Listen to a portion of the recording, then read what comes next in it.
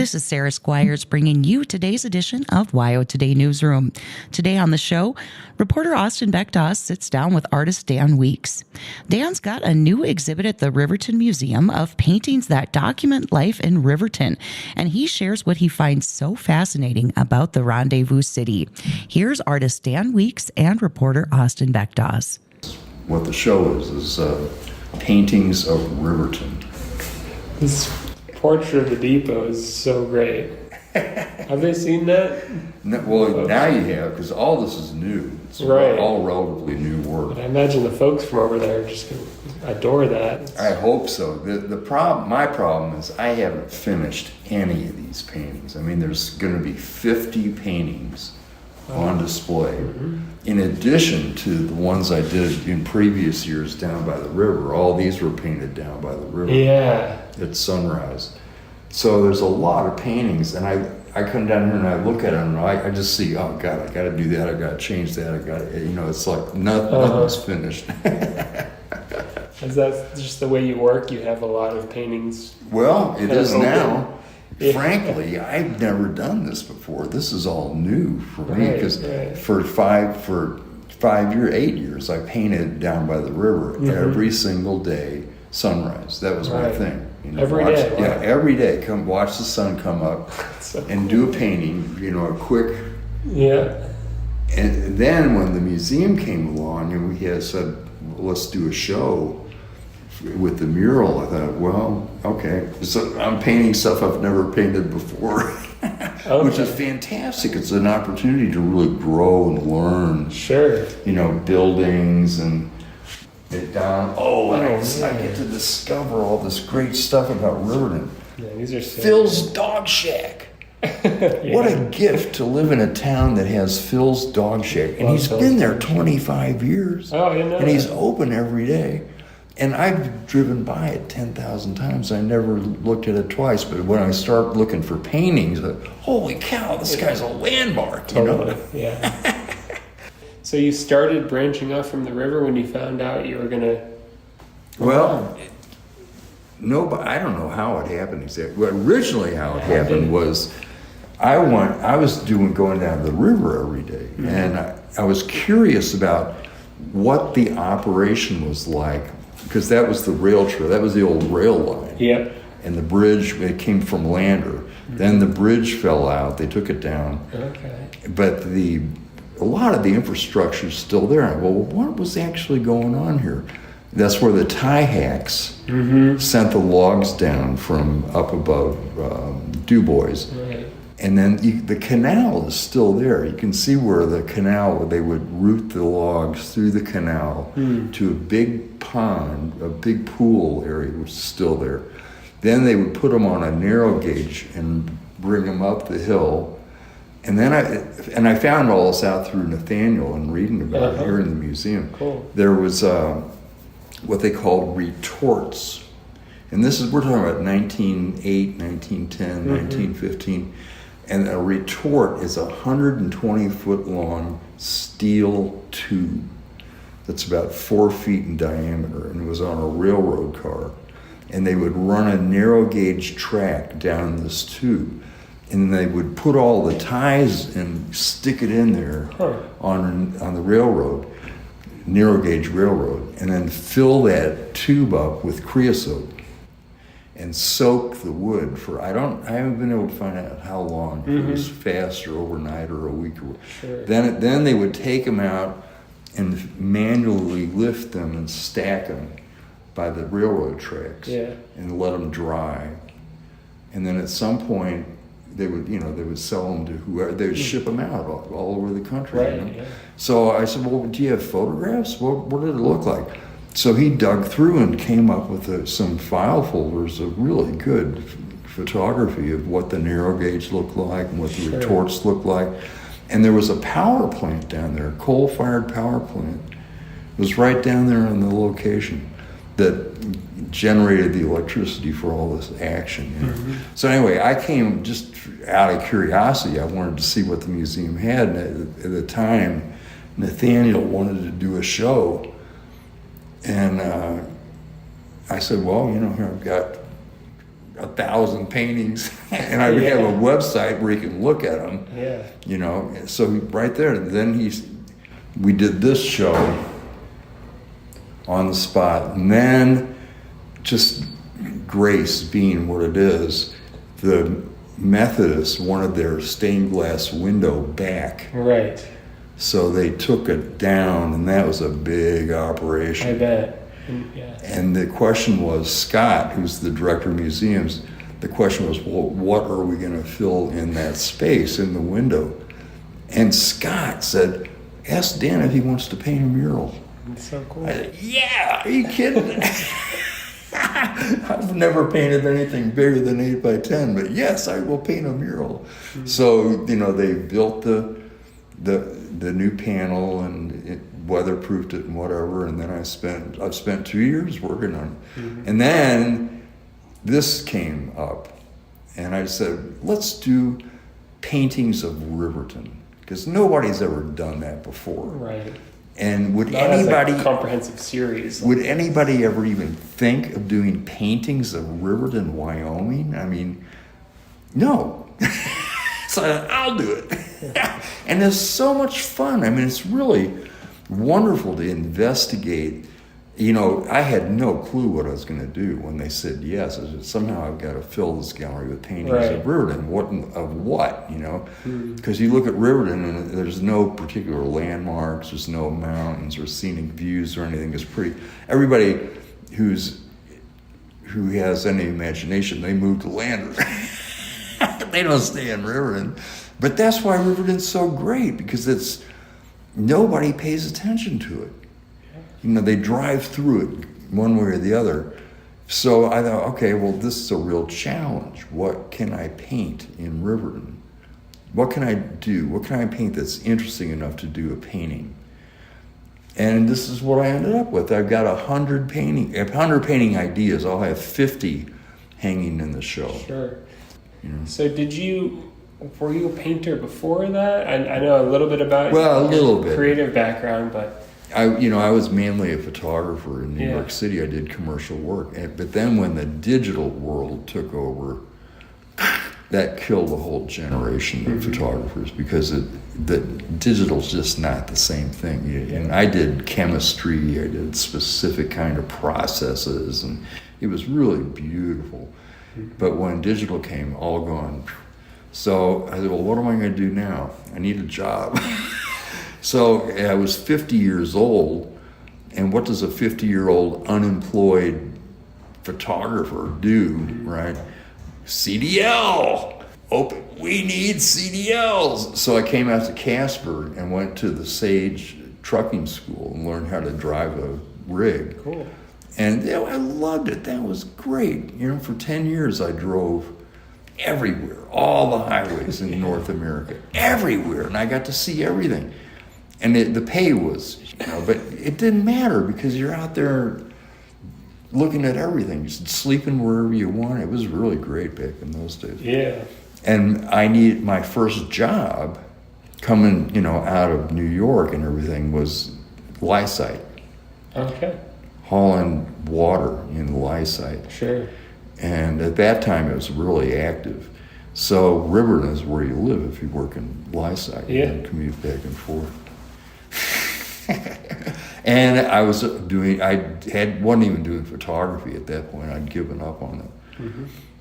And at some point, I don't know how, I discovered this guy down in Fort Collins, Colorado, named the Guerrilla Painter, Carl Judson. Guerrilla, like with a U? With a G, like right, G. Hidden painter. Yes. Because you paint, but you don't want people to see what you're doing. Right. And he had this business called Guerrilla Painter, I think, and it's still there. And he sells pochades and all the stuff for painting. And I looked at his work, and it wasn't really that good. I said, I can do that. So that inspired me to start painting. And my first painting was up on Black Mountain during the summer. We ran some cattle up there, and there were horses and cattle, and I'm sitting there with my pochade oil painting. And did you find you took to it because you had maybe experience composing images? Or I think that helped a lot. Yeah. Yeah. Because you think in terms of image, and I was a commercial photographer, so whatever I could sell or whatever could deliver a product, right? That's just kind of the way, and it carries over into everything I do now. I can't, but so anyway, the painting, and I am not a good painter. I mean, I'm not pretending to be an artist. I lack a lot in the arts department, but I don't care because it's so much fun to do it, and to get outside, like. For 8 years, I'm out there every morning for sunrise. And Riverton, the miracle of Riverton, which nobody appreciates but me, is I walk down there and I set up on the rail trail looking out over the wilderness what do they call it? There's a name for it that lines the river from the river up. Riparian, that's it. Yeah. It's a riparian wilderness. And you look out there and there's no towers, there's no phone lines, there's no skyscrapers, there's nothing obstructing that horizon. And from solstice to solstice, I get to watch every single morning as the sun moves back and forth and with no obstruction. What a gift! If this was Jackson Hole, there'd be 20 cars parked there and bicycles and vendors, and it'd be a big scene because it's such a miracle to be able to watch that. I'm the only one who does it, which is great. The dog walkers, some of the early morning dog walkers come down there. Do you ever see a fellow artist or painter? Never. Wow. Not a single time. And I have tried to coerce other painters come down, and I've kind of bribed them. I said, look, come down and paint with me, and I'll give you all my toys. I'll give you oil paint and brushes. And I had one guy come down once, and that was it. He never came back. Because it was too early in the morning, for one thing, I guess. Right. But what time do you get there? Well, it changes over the year. I mean, sure. Now the sun rises at 7:05 or 7:02, so I get down there by 6:30, between 6 and 6:30, because the light is there even though the sun's not up, and that's a beautiful time in the morning because that's when the birds wake up, and there's starlings. There's 1 million starlings right around that pond by the rail trail, and you can hear them. You know, it's totally silent, and then all of a sudden they start waking up. And then at some point, they all take off together. It's just a miracle. Yeah. God, it's so beautiful. Mm-hmm. And then we have all the river traffic birds, like that's migratory. Every weekend there's a different bunch of birds that come. You get to watch how the season progresses day by day. Yeah. According to which birds are there. Yeah, and it starts, I discovered, in March.